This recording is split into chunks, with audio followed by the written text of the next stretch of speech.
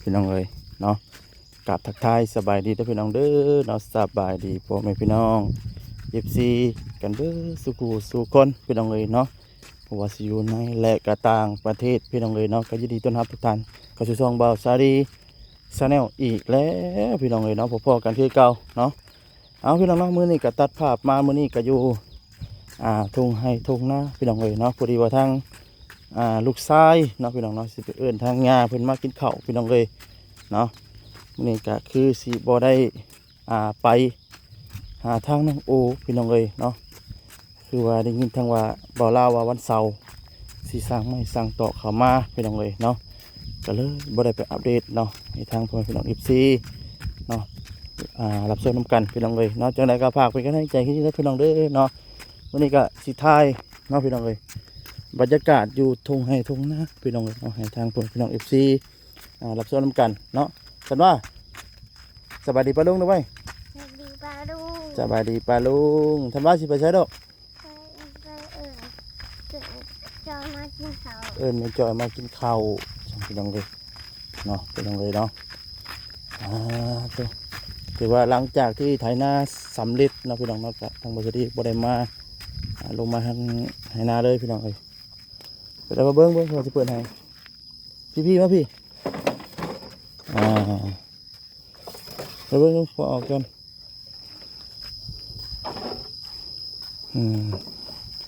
ตัวไปเทศเองไม่เจาะเองพี่น้องแต่พอกับแต่ไม่เห็ดพี่น้องเลยไปเฮ้ยคนนอนไม่นวดไปจ่อยใช้อันนี้จะเป็นเข่าว่านพี่น้องเลยนะกะสิประมาณนี้พี่น้องเนาะเหลือจากงัวกินแน่พี่น้องเลยไปอยู่แคมหลายลูกตกเด้อตกขนาดเด้นี่กะพูดดีว่าทั้งพระอาจารย์พี่น้องเนาะมาจากฝั่งไทยเนาะพระอาจารย์สิพาทางทีมงานเนาะไปแจกเครื่องอยู่ทางเซโปนได้พี่น้องเด้อมื้อนี้เนาะถ้าว่าขึ้นไปทางเซโปนก็เป็นกำลังจิตกำลังใจให้ทางบริษัทดีพร้อมโดยทีมงานเบิดทุกคู่ทุกคนแน่พี่น้องเลยเนาะเปิดคลิปให้ได้พี่น้องเด้อน้องมื้อนี้ก็บ่ได้ไปหาทางน้องโอเพิ่นแล้วก็ทางตุ๊กน้องแต่พี่น้องเลยเนาะอันนี้ก็เป็นเข่าหน้ายอดพี่น้องเลยเนาะตอนนี้หน้ายอดจะเกิดแน่บ่เกิดแน่พี่น้องเลยเนาะเพราะว่าน้ำบ่ค่อยท่วมบันไดพี่น้องเพราะว่าตอนนั้นตอนวัสดีกับตะพ่อยอดนะยังบ่ยังแห้งกดกุ้นอยู่พี่น้องเลยเนาะวันนี้ฝนก็ทิ้งช่วงไปประมาณ2 อาทิตย์พี่น้องเลยเนาะก็เลยบ่ได้เกิดบันไดนะพี่น้องเนาะปีเล่โดยเพื่อปีเลขนะพี่น้องเนาะนี่ก็เป็นนาหยอดพี่น้องตัวตึงหน้าว่านนาหยอดพี่น้องเลยอันนี้เป็นตะกะพี่น้องเนาะพี่น้องนาทางบริษัทเนาะจะได้ไทยเปิดเล่พี่น้องเลยหุดได้เปิดแล้วพี่น้องเลยเนาะเดือดแต่คาดไทยคาดดำแบบนี้พี่น้องเนาะอันนี้เดือดช่วงที่เดือดนี่เป็นสีดำพี่น้องเลยเนาะอันนี้เห็ดทงเดียวพี่น้องเลยถ่ายบรรยากาศทุ่งไร่ทุ่งนานี่เป็นให้กะพี่น้องครับ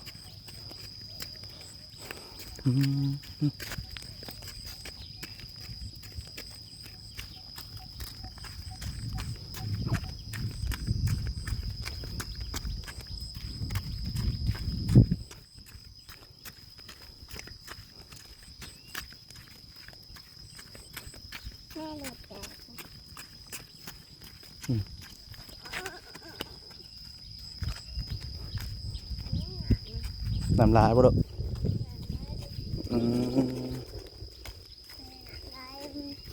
เดี๋ยวว่าทั้งตะพ่อก็ทำมีมาเห็ดหลักหัวพี่น้องเนาะหลักหัวแอมหลักหัวแอมเข่าไว้พี่น้องเลยเพราะว่ายันงัวเข่ามากินเข่าอันนี้ก็เป็นหน้าหยอดขึ้นกันพี่น้องเลยเนาะอันนี้ก็จะเป็นหน้าหยอดขึ้นกันกะสิประมาณนี้พี่น้องเลยเนาะหน้าหยอดพี่น้องเลยถือว่าปีนี้เป็นปีทับอิฐเนาะเราได้ลองท่านตะพอได้สิเครื่องหยอดมาลองหยอดเบิ้งพี่น้องเลย เป็นจังได้ละพี่น้องเอ้ยตอนนั้นน้ำขังอยู่พี่น้องเอ้ยเนาะน้ำท่วมอยู่แต่ว่าหนาวเบิดไปจักพี่น้องเอ้ยว่าสิได้ไถหวานใหม่ไปจักพี่น้องเอ้ยเนาะ ตัวนี้ก็จะเป็นข้าวนาหวานพี่น้องเอ้ยเนาะนี่ให้หวานตัวนี้ให้ยอดพี่น้องเอ้ยหลังเกิดกำลังแตกขึ้น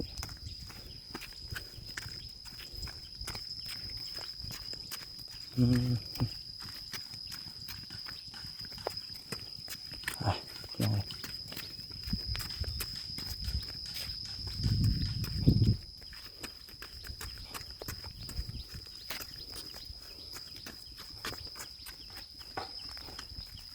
ไป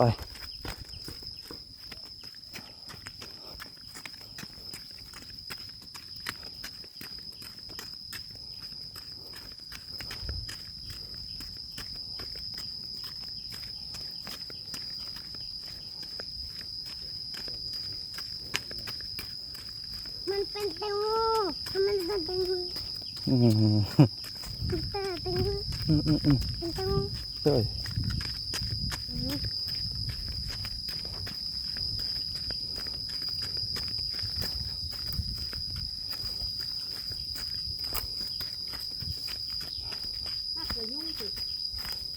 มายัง กินข้าวฮะ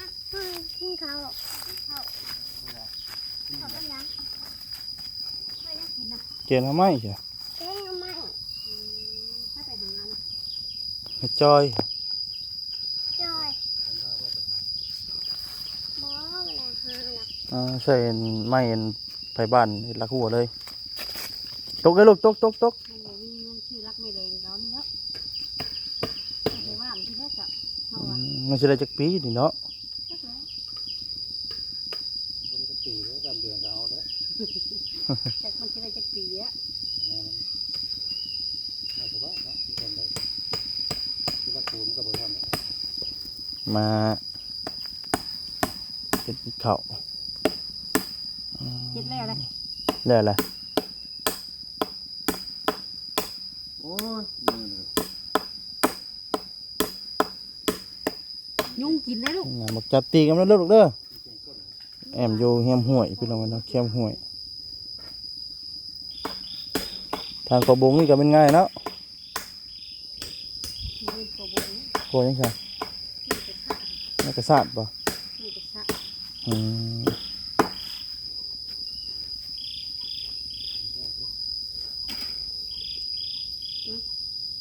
มาตอกมาจน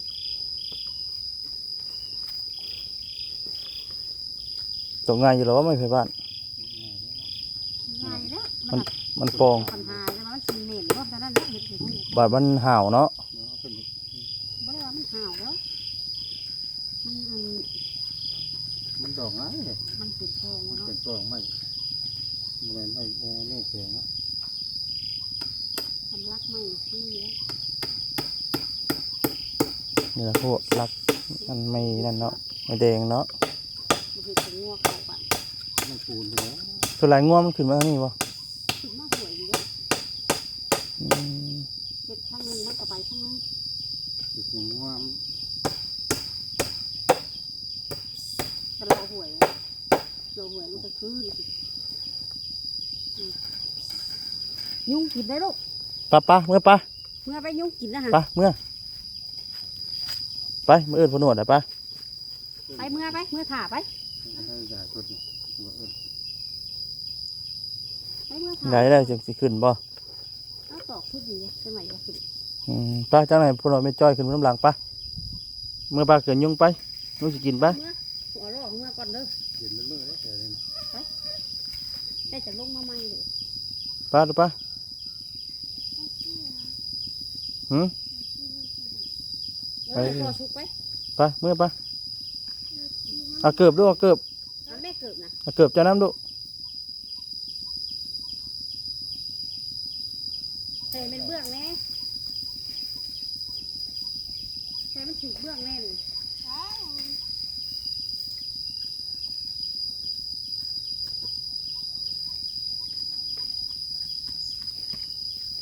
ใช่เหรอยามแดงว่า มันเป็นแตง ตาม โม เห็นคนลงมาเลยดีคือว่าอันนั้นนี่แทนมาเลยต้องเวลา เลด มันเป็นแตงโมเด้อดี โดยปะเมื่อชื่อเลือดเฉลี่ยนะ จะเล่ง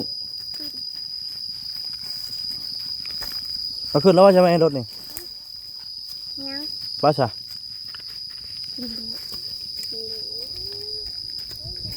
อาสาพี่น้องเนาะพอๆกันอยู่พุ่นแหละที่รถทางบาเซนพุ่นแหละพี่น้องเลยเนาะมองเลยตัดขามาวันนี้มันอยู่รถมันชุกคนมาแล้ว สวัสดีเด้อเนาะสวัสดีทางบาเซนพี่น้องเลย ไปแย่งเครื่องกัน โดย มันนี่มาแย่งไว้นะกินเนาะ มันนั่นบ่ นะ เป็นจังไดไปใส่ตั้งกล้องไว้ก่อน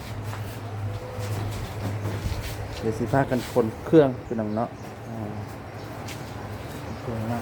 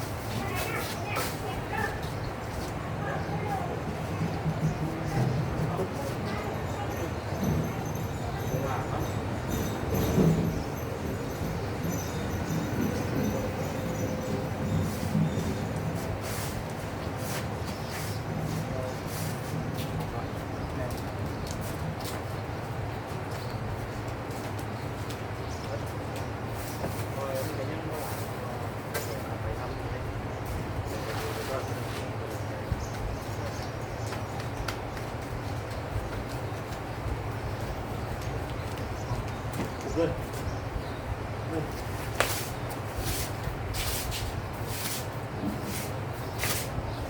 พี่น้องเลยนะก็คือสิประมาณนี้พี่น้องเลยพันกุ้งโอ้ฮอตุ้ยเด้อีกซ้ำหนึ่งคือซ้ำหนึ่งอะไรลายบุดอะไรโดยอาสาพี่น้องเนาะสำหรับที่นี่ก็ทางบอสรีก็สิได้ขอจบคลิปซะก่อนที่พลาดจังไรขอโทษขออภัยด้วยพี่น้องเด้อเนาะคำบอกคำจาอะไรทางบอสรีเนาะว่าบ่นั้นถูกขอโทษขออภัยนํเนาะจังไรก็ฝากเป็นกำลังใจนะพี่น้องเด้อเนาะฝากกดไลค์กดแชร์กดติดตามเนาะเป็นกำลังใจให้แน่เนาะมื้อนี้ก็สิพากันขึ้นเซฟโปรดพี่น้องเลยเนาะแล้วก็มีเครื่องของทางบอต้าเขาจะมีแจกคือกันแล้วก็ทางบอแซงเฮาแล้วก็ทางอาจารย์ที่ว่ามื้อนี้ก็คือสิได้3 คันเนาะมีกับอาจารย์แน่แล้วก็บอแซงบอต้าแน่พี่น้องเลยเนาะเอาจังไดก็เป็นกำลังใจนะพี่น้องเด้อเนาะบ่ฮู้ว่าสิมีไผไว้แน่เนาะแล้วก็จังคอยปูนำกันพี่น้องเลยเนาะตอนนี้ก็ยังประสานงานกันอยู่ว่าใครสิไปแน่พี่น้องเลยเนาะไปใส่พี่น้องเลยเนาะสบายดีเด้อพี่น้องเด้อเนาะสบายดีพี่น้องเลย